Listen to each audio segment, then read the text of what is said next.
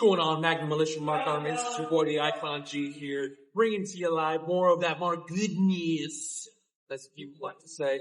And man, did we have a show here tonight in the Fouling House. We're talking about Magnum Forever, so make sure you strap in, you like, you comment, you share, you subscribe. Honestly, I love you guys. Like I said, we can't do this without you. Can't be anything without you. So, like I said, like, comment, share, subscribe. Let us know in the comments what you thought of the show if we're there. Love to hear from you. But let's go ahead and get into the action here. Like I said, we went to Fouling House. Been here last year after beginning Stripes as well. So great time, great atmosphere. Love the venue. We'll get to the first match of the night. You had Mac to the Future, which was the team of Lumberman, Retro Renegade, JC Slater, taking on the Young Guns, Melly Carter, and Drake Nalloway.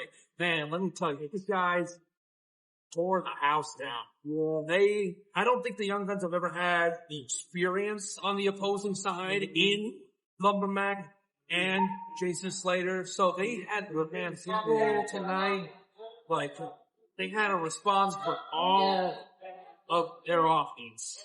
And, well, the end of the day, the death sentence put Mac to the Future away. We retained the Magnum Tag Team titles. I'm telling you, man, these guys are on a roll. They literally were a sponge when they were with former GM Jerry Jacobs. These guys are taking all those teachings and running. I'm telling you. Next match, we had Johnny Corso taking on Red Wing. Looks like it was an open challenge. Not open challenge.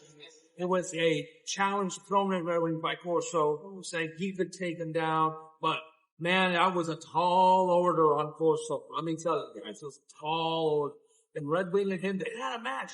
Corso got in some great offense, but Red Wing is a beast. And this is Red Wing country, and you came over state lines. Red Wing showed you just that. Hit you with that rewind. 1, 2, 3, you out. You're gone. We got the next match here. We had Sadie Bell defending the Hell Count Championship. The opponents did move around. Bart subject to change. Jordan was not medically cleared. We had Izzy who couldn't make it also.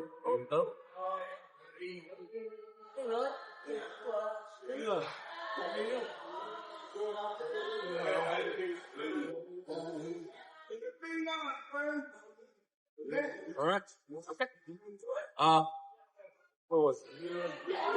That was it. Okay.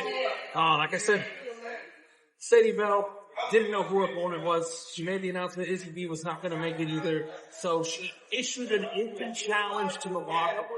Who came out? The South Dakota brat, Allie Quinn. And she answers the call, and they face off one-on-one for the Hellcat Championship.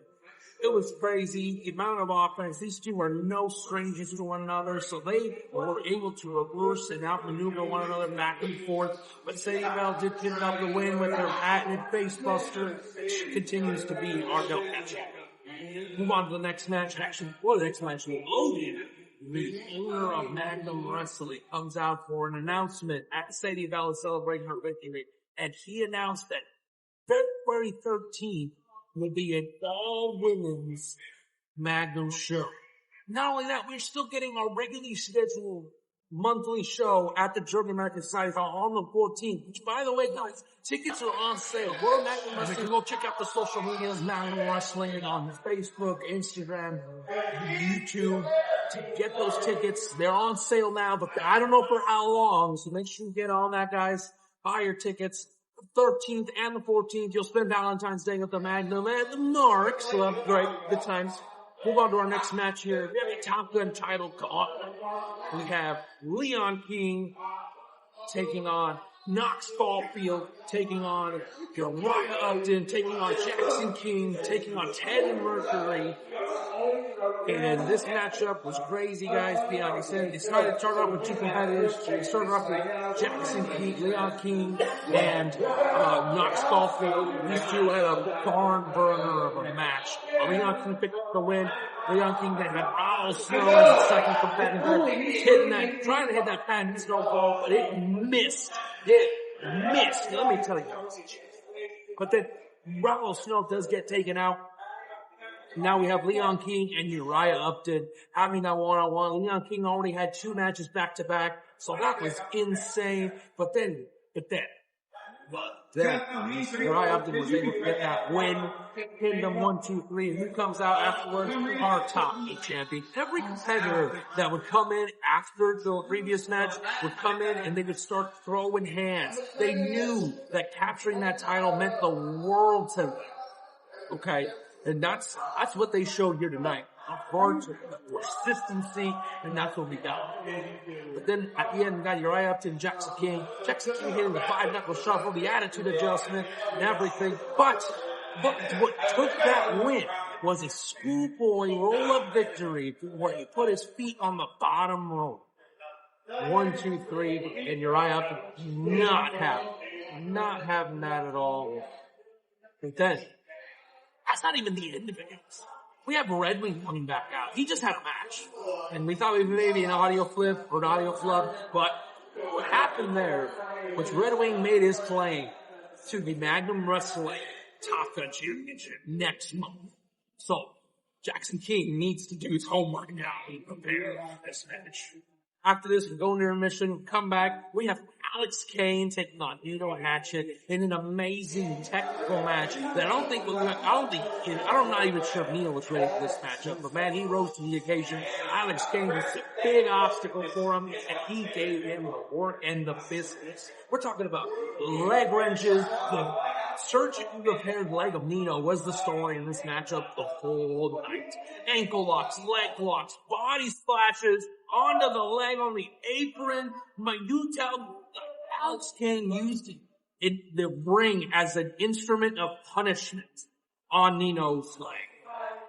But Nino, heart and soul, using the Magnum Wrestling rally behind them all, was able to pick up the win with that definitive side slam, fall away Uranami slam.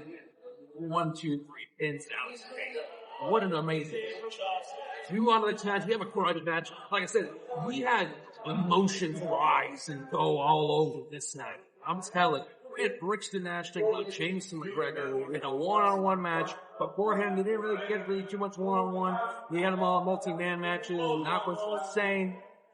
These two tore the house down. We did not get a standard lockup at the beginning. We got a brawl. We got a fight. They took it outside, around the ringside. If you sit front row, you got to take money out of that tip. Let me tell you right now. You weren't sitting using the whole seat. You're on the edge of your seat, but you got your money's worth, guys. You really did. But like I said, one-on-one, these guys were up and down that ring, kicking the snot out of each other. But what happens here? Brixton Nash is able to get a slide one on us again.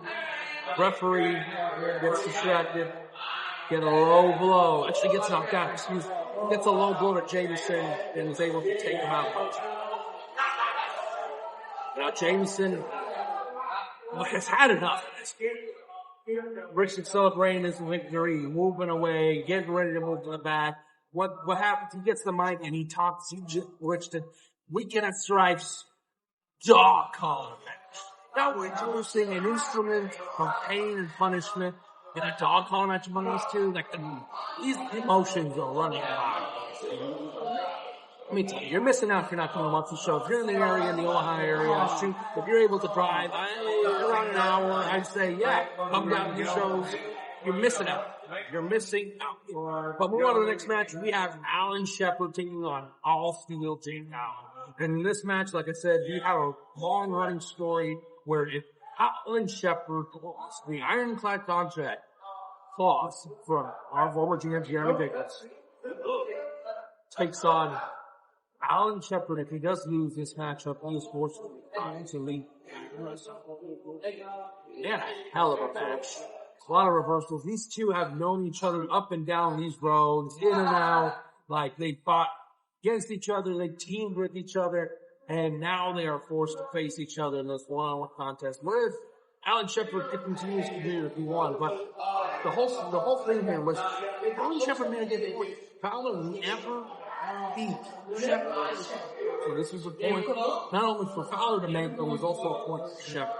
And we got to an emotional end. big knee to the face, and 1, 2, Island Chef. He's no longer part of Magnum Wrestling. Wish him nothing but the best. Took his boots off. They left him in the middle of that ring. Signal his retirement for the wrestlers. Hope he enjoys his retirement. Well, he will be missed. And from the bottom of our hearts here, thank you. We'll move on to our main event. Before we do, we did give him a standing ovation. Shepard, thank you. Main event time, we had Shane Boucher, the Cajun Kid, take on Alvin Falcone, More Than a Conqueror, with Joe DeSanti. We need to do something here, guys, because these two are running roughshod. They have the belt to prove that what they are saying backs it up. Okay? They know it. That's the problem. They know it. And they're not shutting up about it. But we got the match started. Shane Boucher is fireball. He is kebab. He's doing these jiving foot stomps. We're talking standing shooting star press, lion salt, springboard, planchas, dives, like you name it. He gave him everything to try to capture that belt and take it off of Falcone. But the numbers game, man. Alvin Falcone and Joe DeSanti are like this. They are a well-oiled machine between manager and wrestler. And DeSanti showed that he's willing to put his own safety on the line for Falcone to get the upper hand in 2 opportunities. One, he almost ate a boot by Boucher to get in the way and for Falcone not to get hit. The second one was he pulled the referee towards the end, pulled him out. Pulled him out, and Alvin Falcone in the confusion was able to use the belt, hit Boucher square in the face, and pick up the win 1-2. Still your Magnum Heavyweight Champion, Alvin Falcone. Good Lord. So we'll see how that goes moving forward, but I might have to pay the piper here soon, because Brandon Nitro came out, not looking to party, didn't have a bang in hand. He went business. And he ran Falcone out of the ring saying, hey, you owe me that rematch. When is it going to be? I don't know. When are we going to get it?